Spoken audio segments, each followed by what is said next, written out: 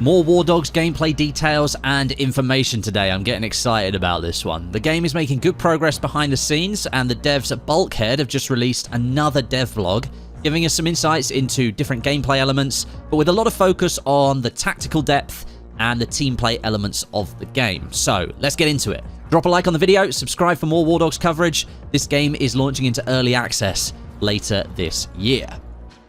To start with, I'm just going to throw a load of jargon at you, and I know that sounds really boring, but it's important because all this jargon is going to directly impact the gunplay and the gameplay that you experience in WARDOGS. According to the devs, they've built a framework on top of the Unreal Engine that they're using to build the actual game that takes gunplay elements further than what the base engine can cope with. This framework is called WARDOGS, and it's made up of what the team is calling their believable foundation for the game, where they've built lots of different elements and mechanics based on real-world references. But they've then gone and tweaked all of that stuff to make sure the game is actually fun for you to play and not some sort of ultra-hardcore mega simulation game where there's far too many elements overwhelming you and being thrown at you all the time. This takes WARDOGS beyond your casual mass-market shooter like a Battlefield or a Call of Duty, and it pushes it a little bit closer to something like Armor. The team previously used a scale to represent where they think WARDOGS sits as a product in comparison to other FPS games, so you can sort of understand what they're going for based on that. These real-world references include building a ballistic system that feels and sounds extremely authentic, but it remains grounded and believable. The War Dynamics framework means that the team has been able to develop weapon ballistics and flight models for vehicles from real-world data that they've captured by going to different shooting ranges around the world and testing out weapons that will actually end up in WARDOGS. This means the game has a bullet drop system that takes into account true-to-life bullet velocity and air resistance that's based on each bullet's specific mass, diameter, and drag model. That's kind of nuts.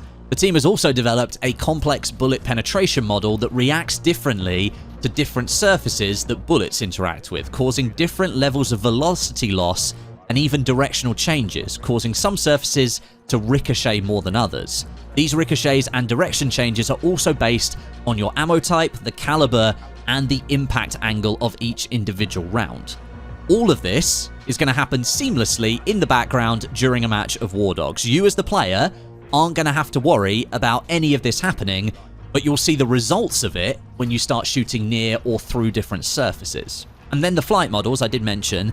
Previously, the team had already confirmed they'd worked with an aerospace engineer to develop their helicopter controls and handling. After they did that, the devs then dove back in and refined it to a point where they feel the model is more friendly and approachable for all different types of players, whether you're skilled at flying vehicles in video games or if you're completely new to it. So if you are a novice, but maybe you want to take up the role of being like a Warzone taxi driver, dropping people off into the Warzone's front line to improve your flying skills, you should be able to do that with a flight system that's been developed in this way.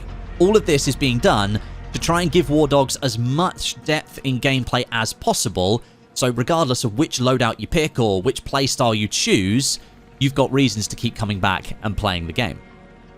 Now, something that the dev blog also highlighted that I hadn't really thought about much from a gameplay standpoint was the lack of hit markers and crosshairs in WARDOGS. As I've already mentioned, this game is aiming for that slightly more tactical, somewhat hardcore approach, and usually those FPS games that fall into that category, they dispense with UI elements that guide you and confirm what you're doing is the right thing. So here in WARDOGS, they're going down that same route, but the team is going to try and balance it out with that more hardcore style of things with a bit more approachability, and they're going to use audio to do that. Core gameplay elements that are important to your survival, things like enemy and friendly footsteps, they will be distinctly different, so you'll be able to tell without looking if it's a friend or a foe that's approaching you. And there will even be subtle confirmation sounds on bullet impacts on enemy players to let you know that you've landed your shot, because there's no hit markers in this game. There's even a kill confirmation jingle. You can kind of hear it in the gameplay in the background, but it's really quite quiet and subtle compared to other games that you might have played. It's not going to sound like a massive coin hitting the bottom of a bucket, but you'll hear it in-game and you'll understand why it happens. The team has even gone into way more granular detail than I ever imagined, with elements like whiz-bys The team has recorded audio and implemented whiz-by sounds for all the different calibers of rounds in the game. Whether the shooter is using a suppressor, what direction the rounds are coming from, if it's a 9mm or a 50 cal bullet, they've all got their own sounds, and they're all going to let you know what bullet is coming towards you. It's to give you the information that you need without cluttering up your screen with additional HUD elements. The team has gone to show a little bit more of the in-game vendor in this dev blog. That's going to be your first port of call in every single match, because you're going to have to gear up and choose what weapons, items, and gadgets you want to take into a battle. Now, these decisions will have gameplay impacts, and one of the main ones is soldier weight. If you're armed to the teeth with grenades, armor plating, extra magazines, weapons, and equipment, you are going to weigh more, and therefore you're going to move slower than another player who maybe just chose to take a single weapon and a couple of extra magazines. That player might be able to move around faster than you and get into a position where they might be able to get some kills and earn some early cash, but they are of course going to be limited in what they can do versus the player who takes a heavy, more varied selection of different items. This is the level of depth the WARDOGS team is trying to implement right across the game, so there's always incentive to play your way and also to try different things at the same time. The devs have built team play actions right into the cash economy as well, so every bandage that you apply to teammates is going to push up your cash reward. If you revive players with your defibs, that's going to net you cash as well. Even stocking up a vehicle with medical supplies and grenades, and then bringing that to the front line and selling those items to friendly players, that's going to boost your cash balance, and it's going to make you something of an arms dealer at the same time. Now, the dev blog does go into some examples of different playstyles that the team likes to use during their own playtests of this game, and I thought I'd highlight some of them because it gives you a real insight into how WARDOGS can play in this massive 100-player battle and all the different ways that you can interact with your teammates and take down enemy players.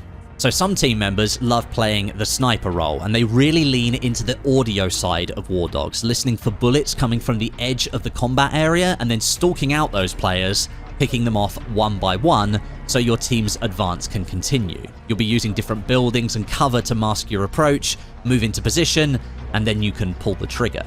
There are a few people who love being pilots. I can't ever really see myself being a pilot. I'm absolutely terrible at flying in video games, but maybe Lackey can do that for me.